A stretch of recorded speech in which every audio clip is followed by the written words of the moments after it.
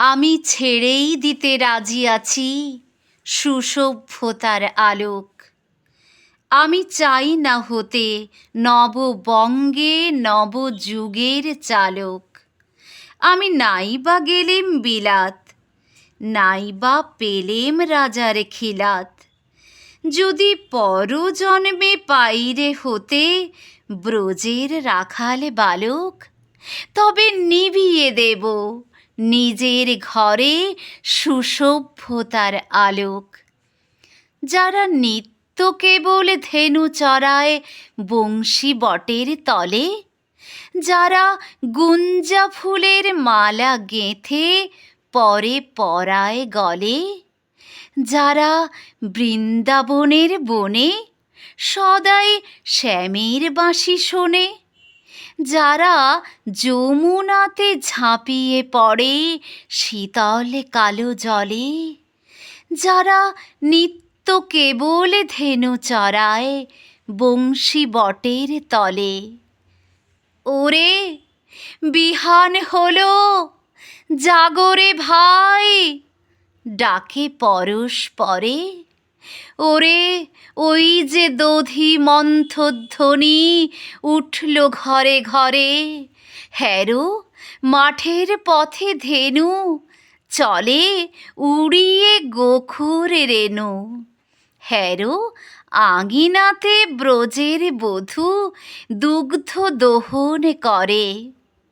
ওরে বিহান হলো, জাগরে ভাই, ডাকে পরস্পরে। ওরে শাওন মেঘের ছায়া পড়ে কালো তমাল মূলে। ওরে এপার ওপার আধার হলো কালিন্দির কূলে।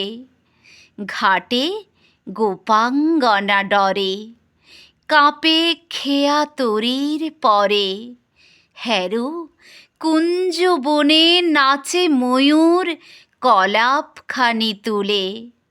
ওরে শাওন মেঘের ছায়া পড়ে কালো তমাল মূলে।